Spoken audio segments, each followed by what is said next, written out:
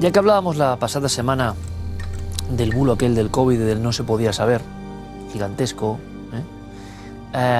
y que esto tiene su recorrido y que hay cierto enfrentamiento incluso entre periodistas, que siempre ha sido en general, creo yo, una profesión con todo tipo de elementos, yo el primero, claro, y cada uno juzgará, bien avenida, bueno, sus peleas ideológicas, por supuesto, sus intereses, por supuesto, pero pocas veces ha vivido una división como la que hemos vivido en los últimos años aquí, ¿o me equivoco? Bueno, quería contarles una historia y luego ustedes saquen su reflexión.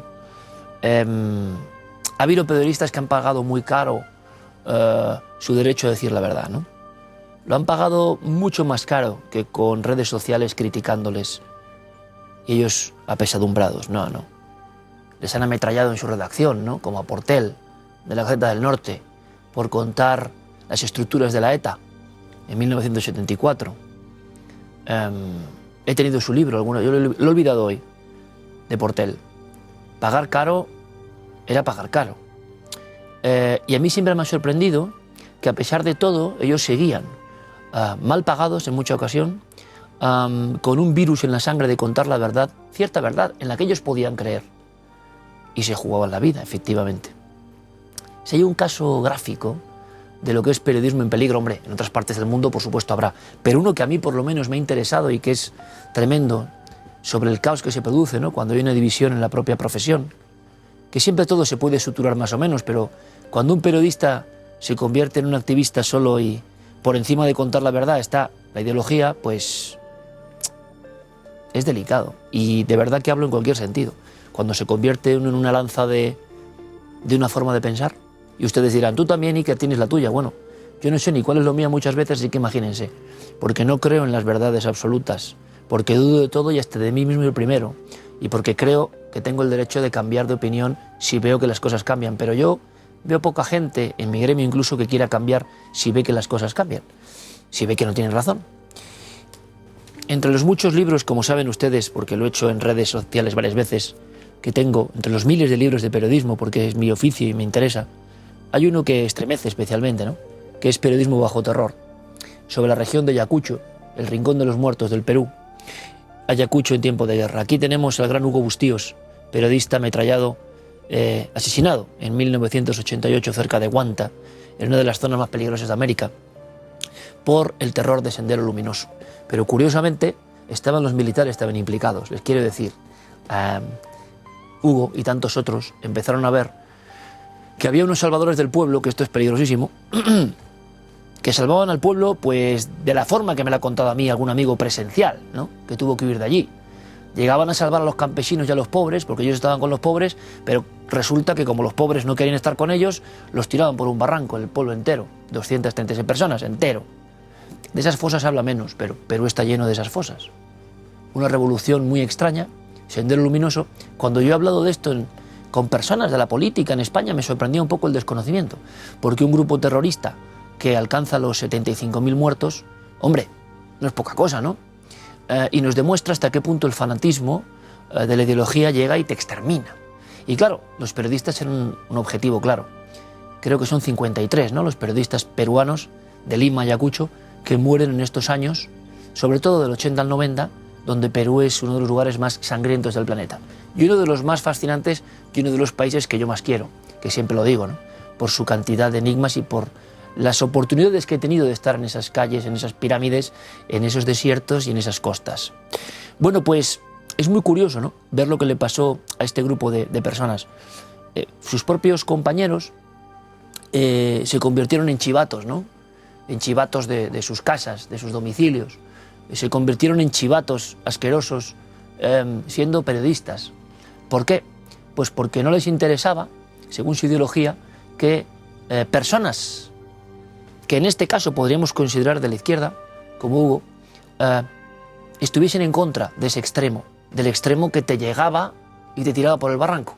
Y quien crea que yo exagero, también pueden hablar de que es un bulo todo esto, podríamos decir que llegará el momento en que también esto sea un bulo, puede ir un poco a la historia del Perú, a los años del terror, y a ver la prensa, y a ver las fotografías, y a ver incluso las muchas comisiones que ha habido para la recuperación de la memoria, y los miles de muertos, niños, mujeres, de pueblos que no se querían someter a los salvadores del pueblo.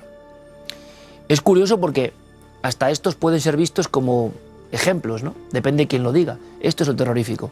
Habitualmente gente que no ha leído nada sobre la historia de Sendero Luminoso. Y créanme que no solo he recorrido los lugares de fosas de Sendero Luminoso, sino que algo he leído de esto. Y tengo amigos que lo han vivido.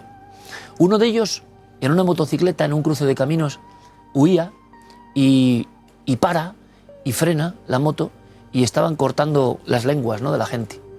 Estaban cortando las lenguas de la gente en una fila, ¿no? Y algunos la nariz. Y mi amigo, de muchos amigos que tengo en Perú, me contaban lo que era esto, ¿no?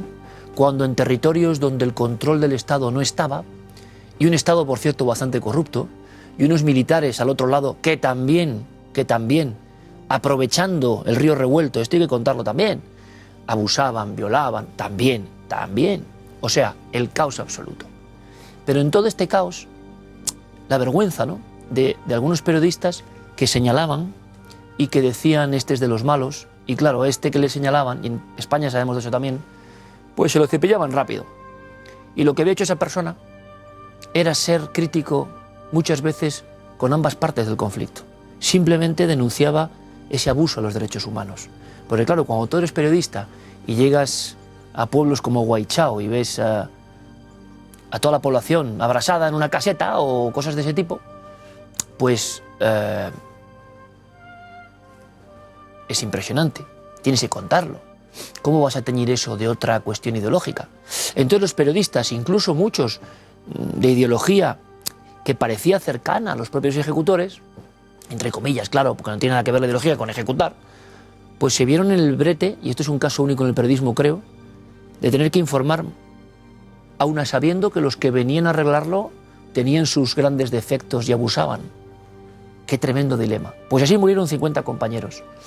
Las investigaciones posteriores demostraron que dentro de algunas redacciones hubo ese efecto, ¿no? Mira, eres un gran periodista, nadie lo duda, has informado, has estado con el pueblo de verdad contando las sangrías, y si alguien quiere que acuda, ¿no?, a los informes sobre Sendero Luminoso, que son solo una parte, porque una gran parte de esas fosas están sin descubrir todavía, se sabe incluso dónde están, pero ni siquiera se han desenterrado. Ya les he contado la historia de los periodistas muertos de Churajay y de cómo una aldea de cerca de 400 personas es aniquilada por unos y por otros en muy poco tiempo. Bueno, pues así en muchos sitios de las serranías.